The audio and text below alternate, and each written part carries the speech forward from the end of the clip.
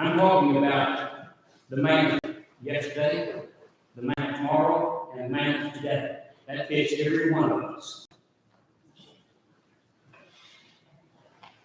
We live those three men generally at the same time, and that's a number. We can't do that. I'm going to address the man of tomorrow first. Tomorrow represents the fears that have not taken place. These are drummed up in our minds.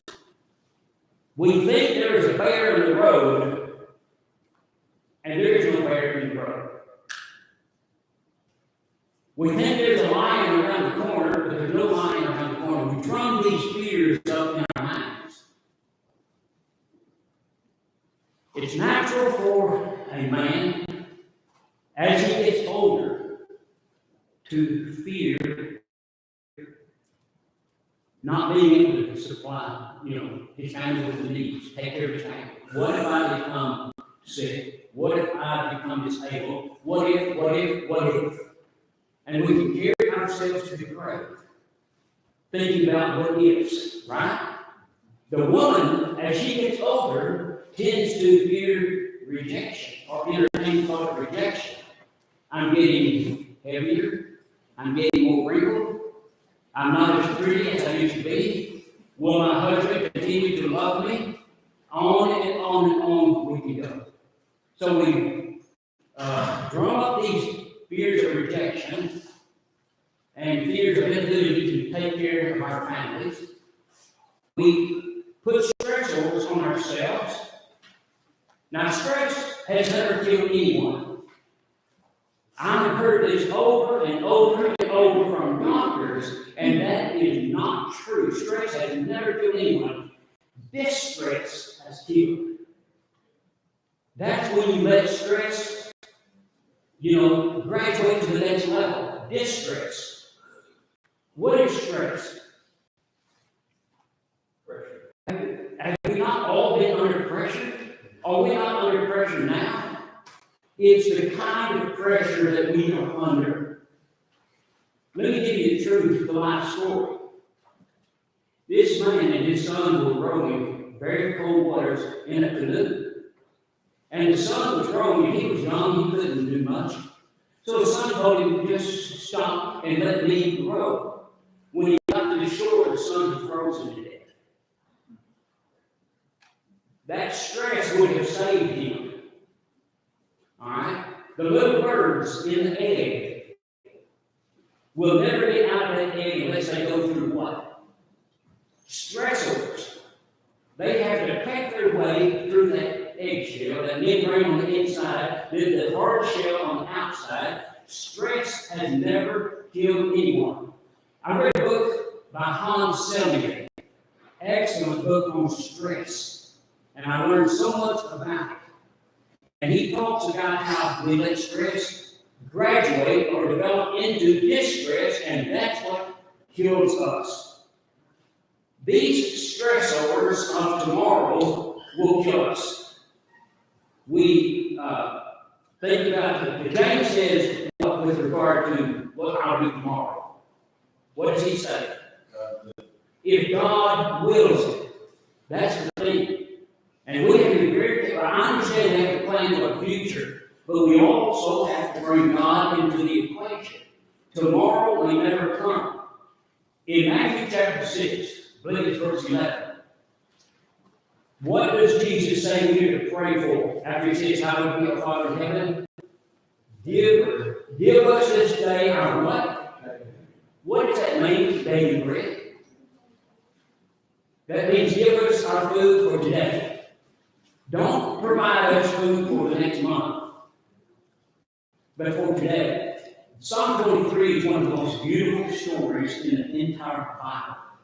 I'm hoping, if I'm given an opportunity to teach in the future, I'll teach this. Psalm 23 is not David talking, it's the sheep talking to his shepherd. The sheep talking to his shepherd. Thou anointest my head with oil. That's the shepherd anointing the head of the sheep to keep the bot flies and all other kinds of flies away from going up into their nose and laying their eggs in the ground and killing the sheep. On and on we can go. The sheep were concerned only with their food. Tomorrow, birds do not worry about where they're going to get their food tomorrow. Today, only today. And the green pastures, that's interesting. The green pastures are not the pastures that we see in this area of the world, but those sprigs of green grass that grow out from the rocks where the moisture is retained. My point is being this: we need to live one day at a time, and this is the whole point of Matthew chapter 6. Don't worry about where you are, what you're going to eat tomorrow. Don't worry about what you're going to wear tomorrow. Don't worry about anything relative to tomorrow. Wait till that day comes. And that, again, that doesn't take away from a boss planning the work for his work crew. We understand that. But don't worry about it. If God, look at the Israelites. I'm working on my commentary on Exodus right now. Israelites complained so many times during the wilderness one, unbelievable. And they never quit, even after they reached the promised land. And they really continue today. Did God not take care of them in every possible situation?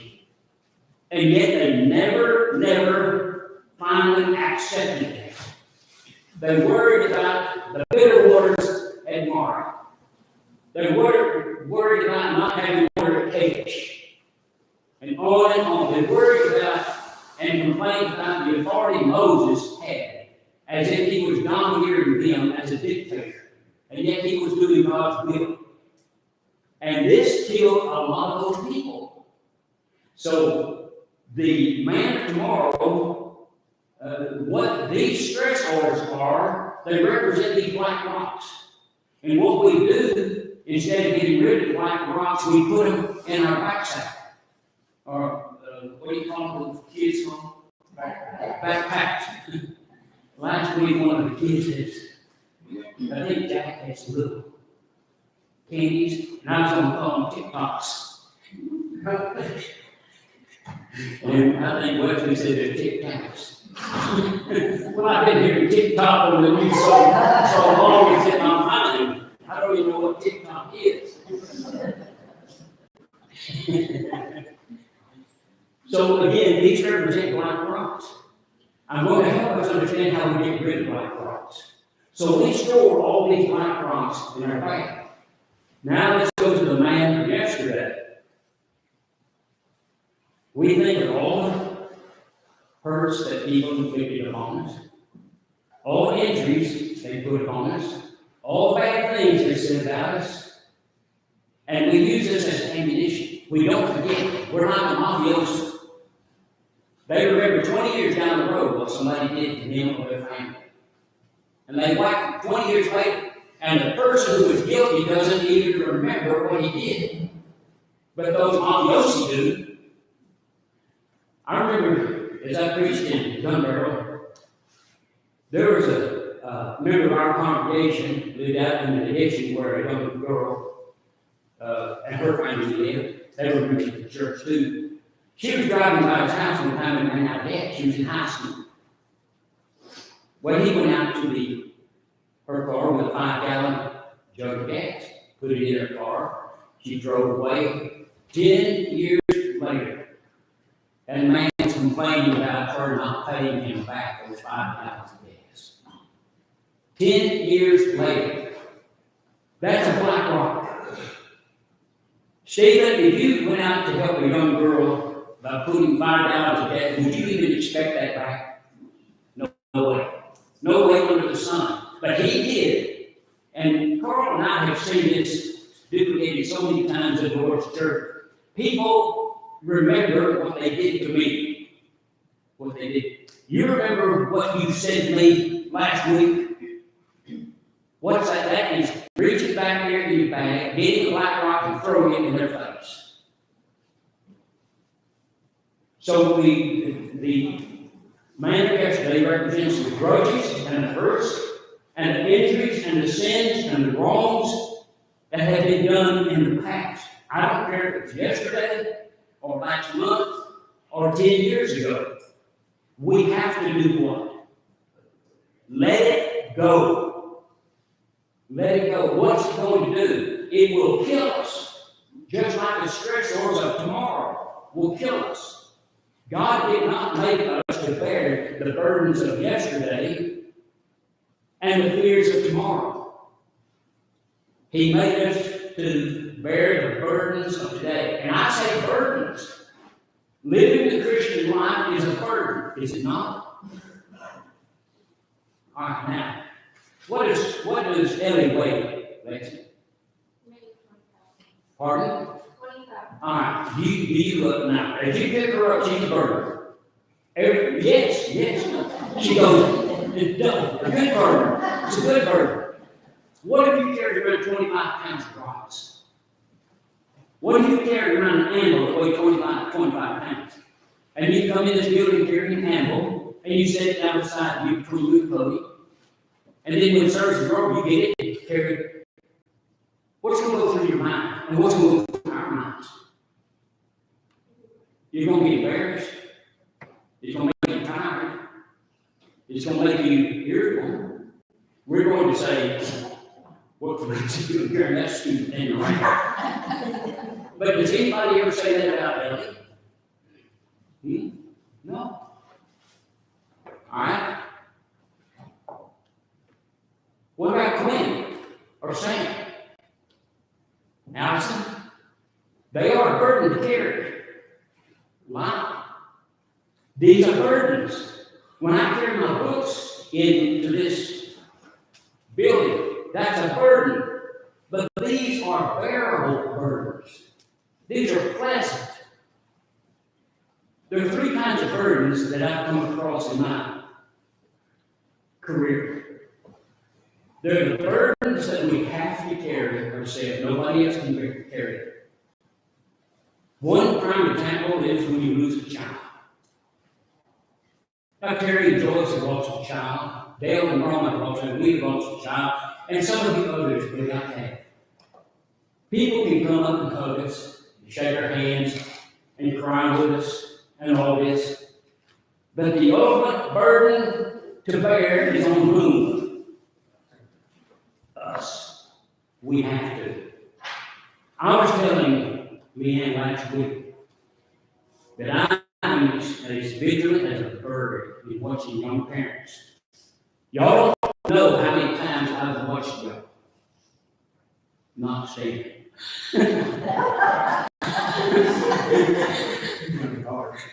Young at heart.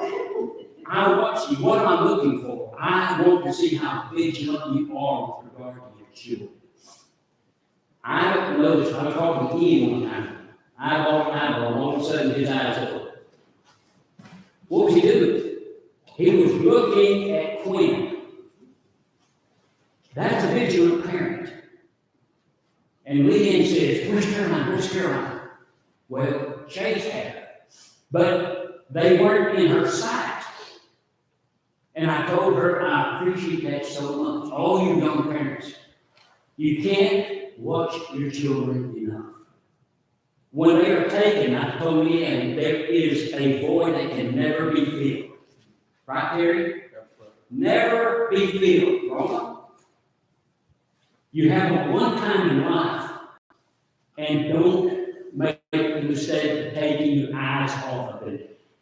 How many of you heard this little 2.5-year-old, I believe a little girl this past week died and found the swimming pool, drowned? They showed an aerial view of the swimming pool, no fence around, with a 2.5-year-old baby in the family. And I don't know if they had any other little children. I don't want to sit in the judgment seat of those parents. Bless their hearts, they will have enough to deal with in the loss of that baby. But I'm saying that there should have been some precautionary measures taken. And typically, the parents will say what? Well, I only took my eyes off of them for a minute. For a 2.5-year-old, that's too long. Y'all watch Maddox pretty good? You do. I've watched y'all. You know exactly where he is.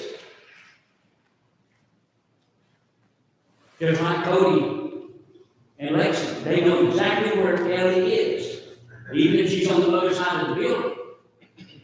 All right, so but these are burdens we have to bear. Now, God can help us, our friends can help us, but 95% of that burden must be borne by us. Then there are burdens that Galatians 6:2, and I think Carl brought this out last week, that we're all getting to do what? To bear one another's burdens. These are burdens that we share. Okay? Let me give you an example.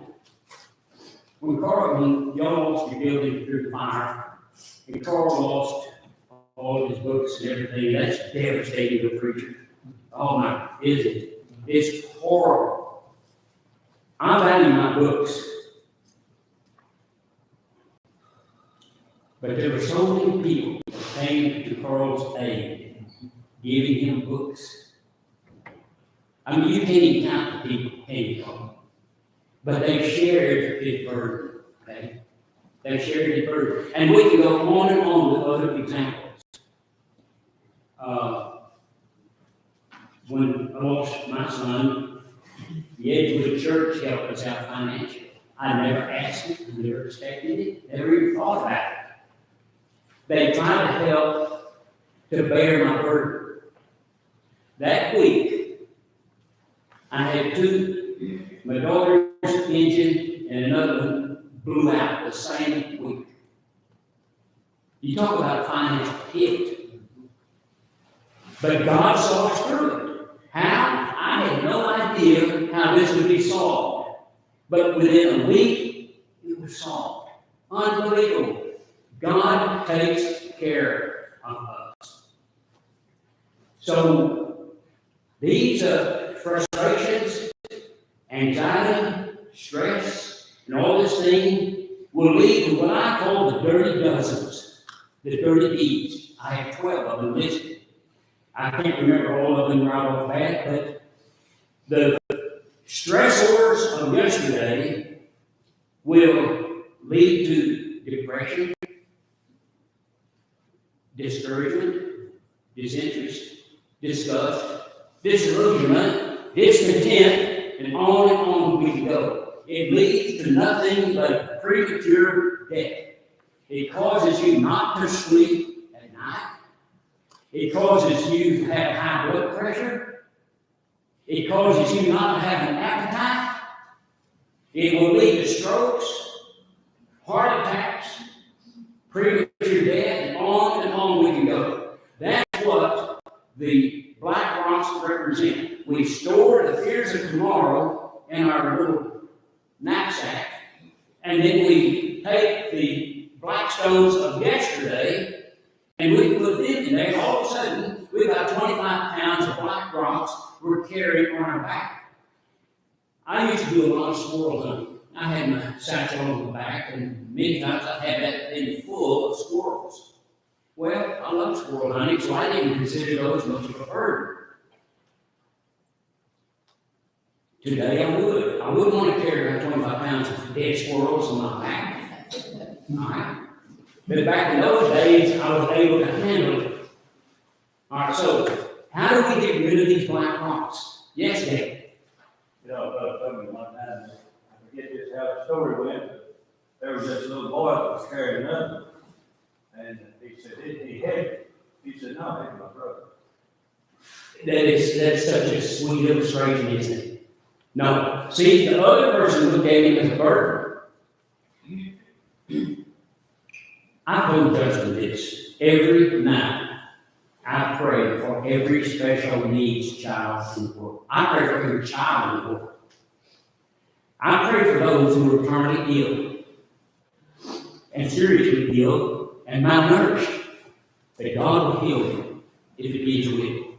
If not, I pray God will free them of all pain. I pray for those who are subject to neglect and abuse, pedophiles, and child traffickers and child abusers, that the wrath of God will descend on everyone who hurts a child. I actually pray for that. And I pray for every special needs child, that God will free them of any and all pain, and I pray for their caregivers, that God will give them the strength, the courage, and everything else they might need to fulfill their responsibilities. Now that's a burden, right? Taking care of a special needs child is a burden. But what kind of burden? What kind of burden was Shannon? Pleasant. It was sometimes difficult. It pays its price in back problems. But you would do it again, wouldn't you? You would do it again. It's a blessing. Pardon? It's a blessing. A blessing. A blessing. When it James tells us, count all those things. Yeah. You count it as blessings. I was in Alabama one time, selling Bibles with the Southwestern Bible Company, as I was working my way through college. And I saw a woman out there with a special needs child. She had been swing, and she's spending all her time out there. And I'm thinking, why would she spend all of her time with a child who doesn't know anything that's going on in this world? Then I realized my perspective changed. You don't love them more, but you love them how? In a special way. They require a special love. I know Justin and I don't love Jack any more than Lil, but they love him in a very special way. And these children learn to love their siblings in a very special way. So these are their unnecessary burdens of yesterday and tomorrow. There are burdens we have to bear alone. And somebody who goes in and robs a bank, and they're apprehended, and they're sentenced to jail, that's a burden they must bear alone. Even if my own son were guilty, I'd have him sit out in jail, because he's the one who cooked the pot stew. So let him eat it. And then there are the burdens that we share with one another. So turn to Revelation 2:17. And I want you to carry these black rocks with you. You men, put them in your pocket. And at night, when you put them into your pockets, on your dresser, I hope that black rock is there. I hope you women carry that black rock in your purse. And when you get out to change at the grocery store, you see that black rock. Because I'll guarantee you, most of us are not free from black rocks. All right? 2:17. He has an ear to him who overcomes, to him I will give some of the hidden manna, and I will give him a white stone, and a new name written on the stone, which no one knows but he who receives it. All right? I will give him a white rock. A white rock. A white rock represents freedom from the black rocks. Right now, I'm saying you don't deserve a white rock. I don't deserve a white rock. So carry that black rock, and I hope every time you see it. I was, let me see my name here.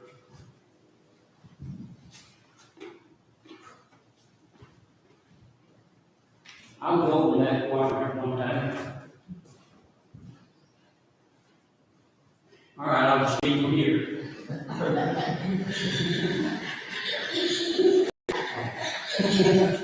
I was over there and I was just holding this book, and I think it was Wesley said, "What's that red rose stand for?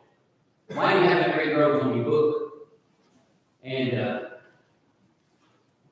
my body is not cooperating today.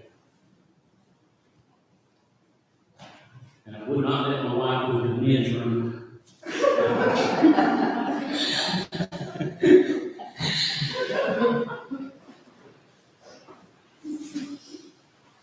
My boys, I have a red road. This is basically the same principle. Plant flowers, not weeds.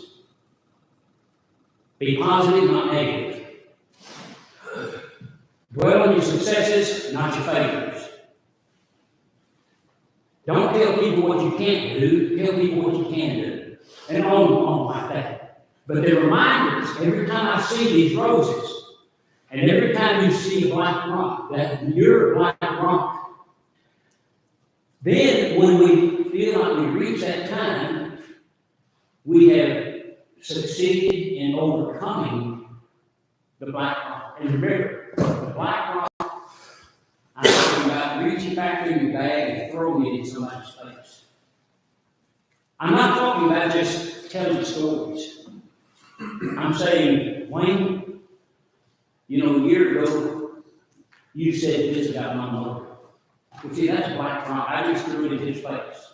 It's ammunition to elevate me and to denigrate him. We can't do that. When we feel like we have overcome the black rocks, then we earn the black rock. When the Jewish people got in a financial bind, they sold themselves into the service of somebody else. I owe you $150. I will sell my services to you until I pay that off. But when the sabbatical year came, they had to release every Hebrew slave. Mandated, this was mandated. So they served 6 years, and in the seventh, and we don't, Carl, you know, I don't know exactly when in the 7th year it was done. At the beginning, the middle, the end, but in the 7th year they were to be free. But that slave many times went up to the master and said, I like you, I love you, you're fair to me, I want to stay with you. So he would take that slave to his door. And no. Put his ear against that and with all, boom, he would knock a chunk out of that ear lobe. So that whenever anybody ever saw him, they would say, oh, he's a runaway slave. They could identify him easily. But what if that slave were freed through manumission? I won't get into that, but it's where the slave is free, selling himself to the gods of the temple. He would pull out of his pocket and wipe it off. Here's my get out of jail free card. Did you think that guy would have left that white rock at home? No, no way. He was as avid as carrying that white rock as my wife is her cell phone. All right? I forget my cell phone, but she won't. And that white rock represented freedom. Otherwise, in the sea, I'm a slave. So how does a camel unload his burden? Jim, before you go to the county. Yes, Terry. So that slave was freed on that 7th year. If they didn't want to be free, they tell the master, I did this week, and I'm trying to get clarification that I understand what I read. If they say, I love you, you take good care of me, I want to stay. And when he took him to the door, and he took that off, and punched that hole or that chunk out of his ear, he was committed to that master for life. That's right. Not for another 7 years, but for life. He was a life-bound slave. That's exactly right here. Do you see, have a different take on that? Okay, that was a junkie until the master died. Yeah, until the master died. Mm-hmm. But it was for life, whoever's life ended first, I guess. Yes, yes. All right, so how does a camel who's laden down with burdens unload his burden? He what? He yields. He yields. And that's how we get rid of the black rocks. We kneel to God in prayer. Now, as we get older, we can't literally kneel. We do good just to stay upright. Right? But as I was growing up, I always kneeled beside my bed. Now I lay me down to sleep. I pray the Lord, my what? My soul to keep. And then my prayers got a little more mature as I did. But I don't kneel anymore. Unless I reach out there and pet a cat. That slave that chose to stay with his master basically said, I do better under your leadership than my own. And that's the same way when we come to Christ. We're saying, I will do better under you than running down the his. Well, Ben, that he's a shepherd. That master is that slave's shepherd. He protects him, he leads him to greener pastures, he makes sure he gets the water he needed, because a sheep is the dumbest animal on the earth. And I'm basing this upon what I read from Middle Eastern writers. Maybe a turkey would overshadow him as being dumb. But a sheep will stay in the same pasture as bare as this floor is, and there may be great grass pastures around, a lot of water, a lot of clean water. He doesn't have a city. God gave a goose to go 100 yards east to that clean water and that better grass. He stays exactly where he is. I have a video on a lot of this, DVDs from this Jewish professor I go here. And he shows a lost sheep. Every week shows a lost sheep and this shepherd hunting for this lost sheep. And he finally finds him.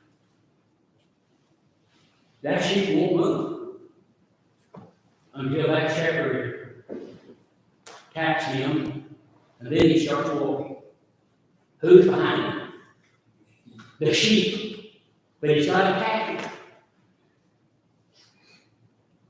You would think, well, that sheep must be hungry and thirsty, and he'll immediately follow me.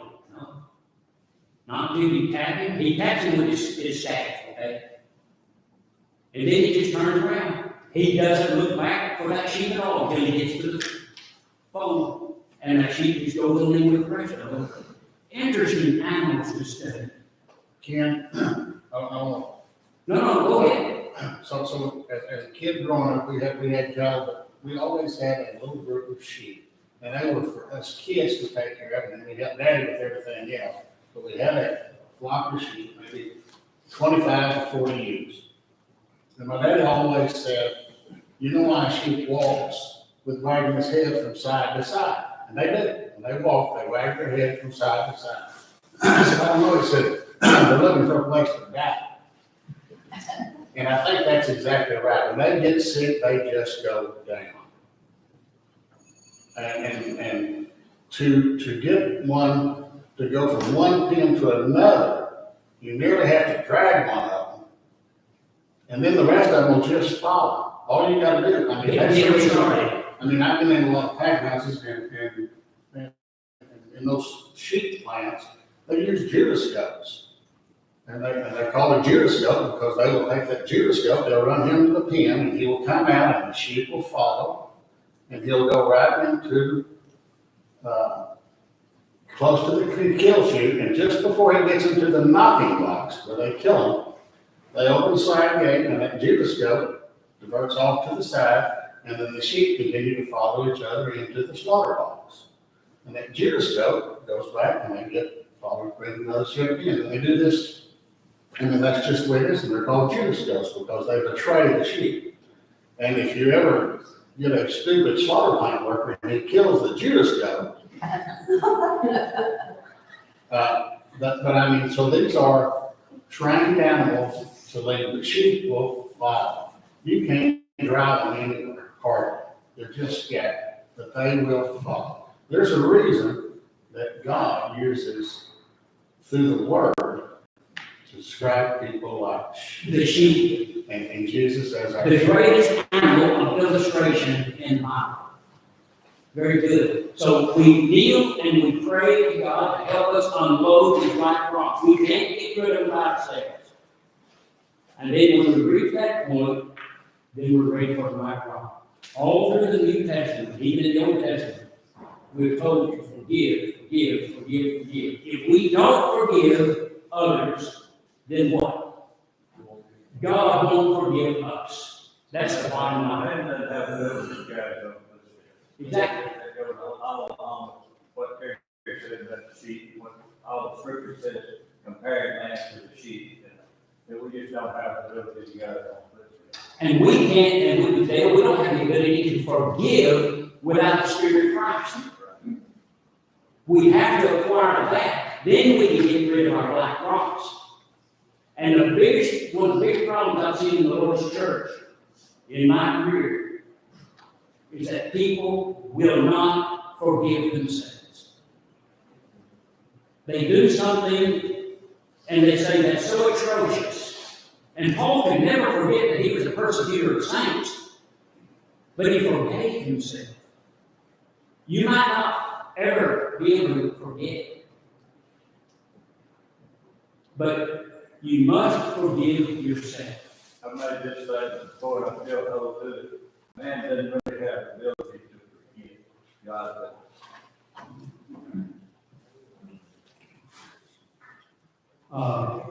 I apologize, my body's just not cooperating today. But when people come down and confess their sins, Carl and I have talked to them a lot. See, we can pray that God will forgive you, and we will forgive you, but it's imperative that you forgive yourself. Yeah, but look at what happens. In fact, I had a neighbor mean to me when we were building our house next to theirs.